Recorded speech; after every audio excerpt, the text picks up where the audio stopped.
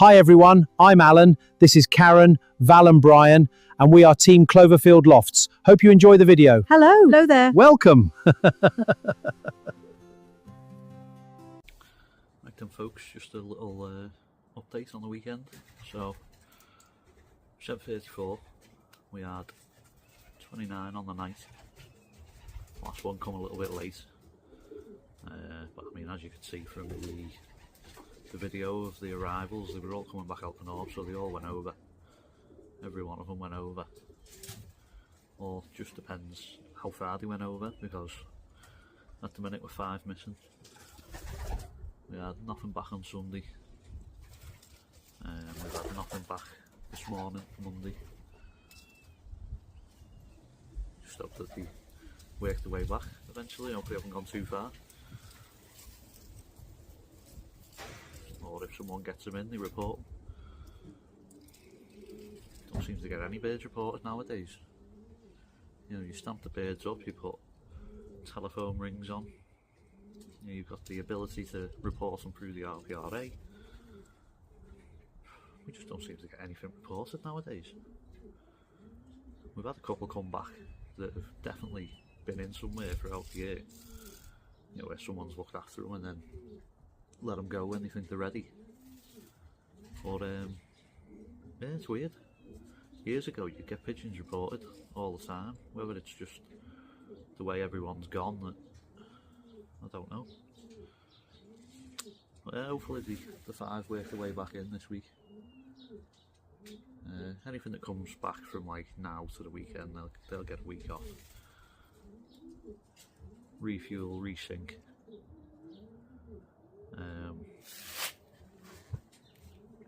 Yeah, it's always bad losing pigeons, but there you go. So we said before we sent to the first race, depending how they return, we'd decide whether to race them on roundabout after that or leave them together.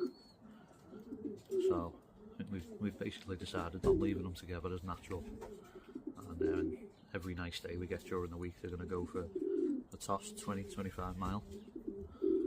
So fly them out in the morning, take them trading in the afternoon, weather permitting. We've done that for the last 2 or 3 years and it seems to work well. The more you train them, the more they get used to coming straight back home, the more they get used to going straight in because they find that the food's in the shed. So, young'uns, it's one of them. People say, oh, you got to race them to the stomach. It's the only thing to control them. You can't have them too hungry, because if they do make a mistake like they did at the weekend, they just won't come back. Got to have them hungry enough to listen to you and go in, but not starving hungry that you're affecting them. So Saturday afternoon they had a high protein mix, Jemper packs on the corn, electrolytes in the water. Sunday, it varies, sometimes we'll let them out, sometimes we won't. This time we didn't let them out, just give them a bath, light morning feed, give them a bath, and then a feed again in the afternoon, just so that they're still in the same regime, and then had them out Monday morning.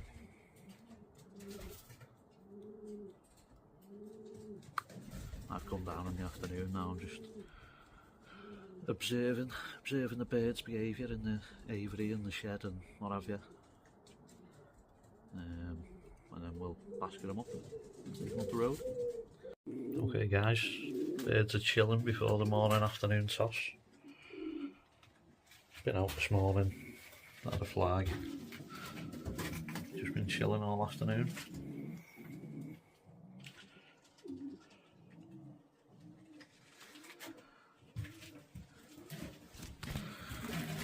Show you this pigeon here, sat on the ball.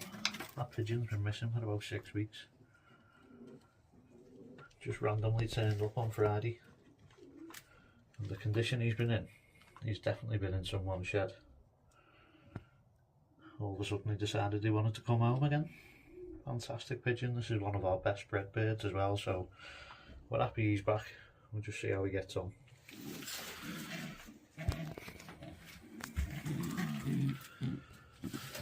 Another hopeful for the weekend, sitting eggs. This was the last pigeon back on Saturday. Came back late on and he was happy to be home. Sat in the shed asking for his tea. This cock's my favourite one. He's my hopeful. I'm hoping for good things from this fella.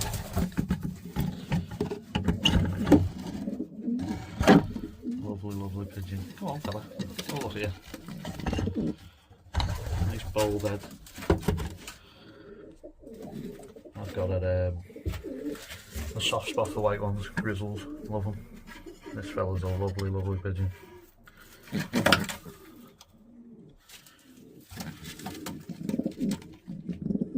See how he gets on throughout the year.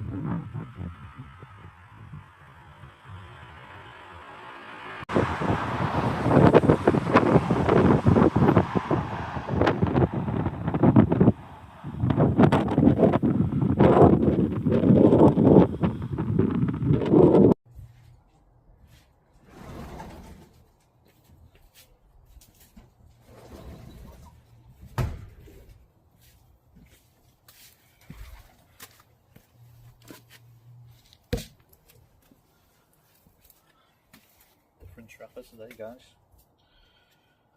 Check in. Lovely check in. 24 pigeon. Showing to all the young cocks. There's a cock in the shed that she's fond into, so should go straight to the limit.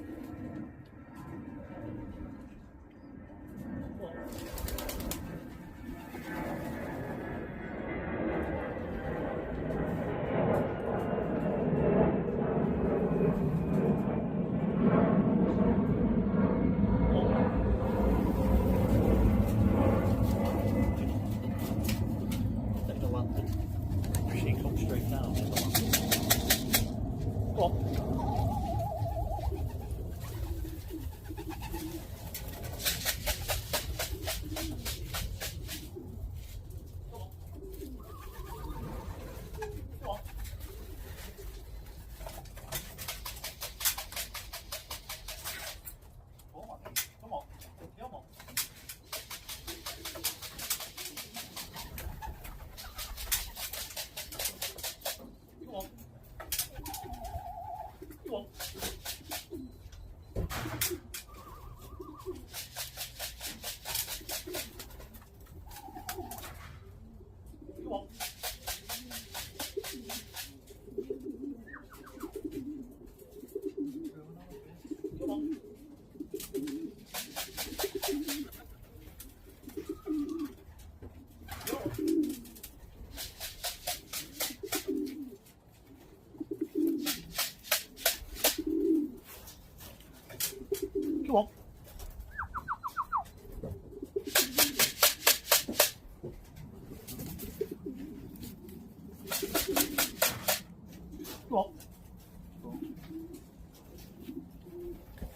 You sausage.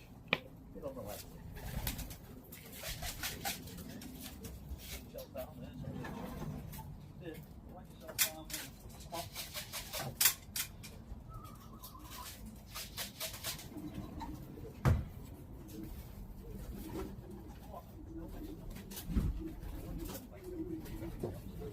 Go. Come on.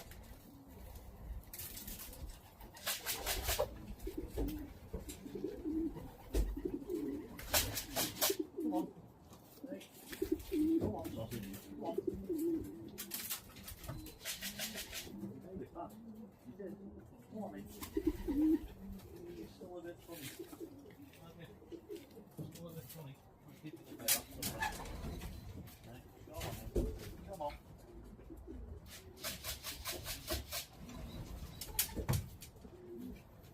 Probably gonna give it a day off. Go every other day.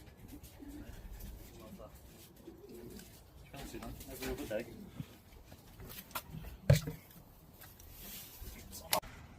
I'd say we were definitely quicker though. I definitely haven't waited 10 minutes before that. Right.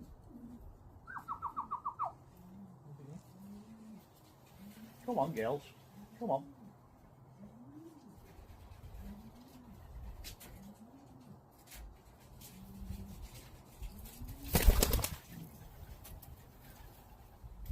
Nearly.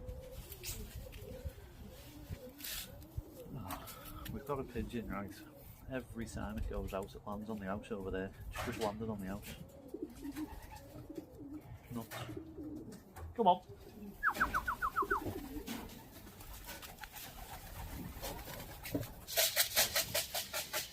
Come on. Come on.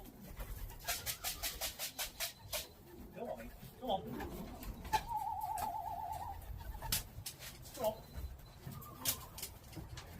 Come on.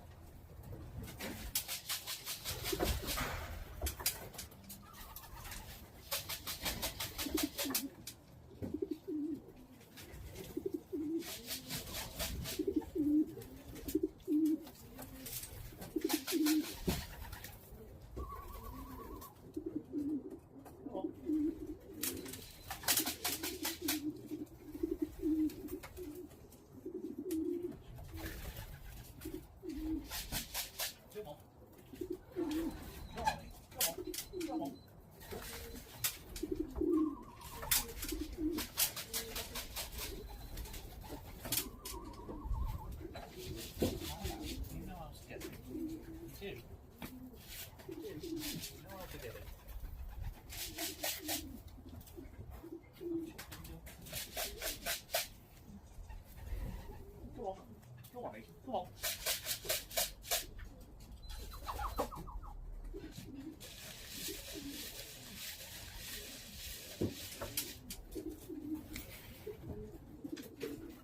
Sparrow walks flying around. She's walking on the shed. Come on.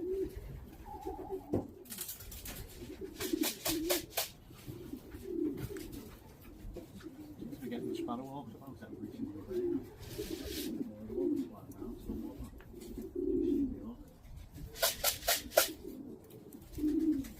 Come on, girl. Come on. Come on. Come on.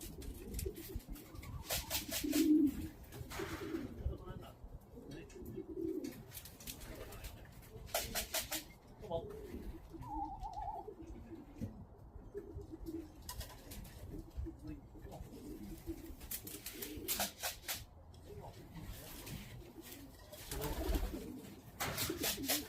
Come on. Come on.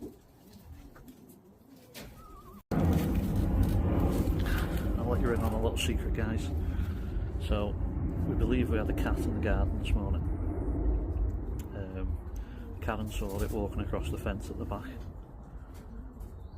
So when they went to have the birds up this morning, they waited like an hour and a half, 2 hours after they'd seen it. Let the birds out, and the birds come out, and they were gone for half an hour, which is normal, you know, let them out for a fly. They were gone for half an hour. When they come back, they all landed on the house, and it took them about an hour to get them to come down and go in, because every time they came down, they were a bit nervous to land on the let, so we're thinking the cat may have been on the let. So we were on an hour and a bit about whether to take them training, but the best way to get them over it is to just throw them back in and go again. So came well. Then we let them go in 2 batches, cocks first, then hens. Cocks were up at 5:10, 25 mile, northwest wind, pretty light wind, and they were here at quarter to 6, so 35 minutes, something like that, 34, 35 minutes. I've just seen a light come flying around. Yeah, so we weren't sure whether they'd drop and come down. Now I let the trapper go and I just saw the trapper flew off. Typical trapper diaries here. If she'd have landed straight on the let, they'd have definitely landed right behind her. But even when they come down, they were quite happy on the let, weren't they? So didn't affect the cocks. The ends were definitely quicker. I'm not quite sure what time they were here.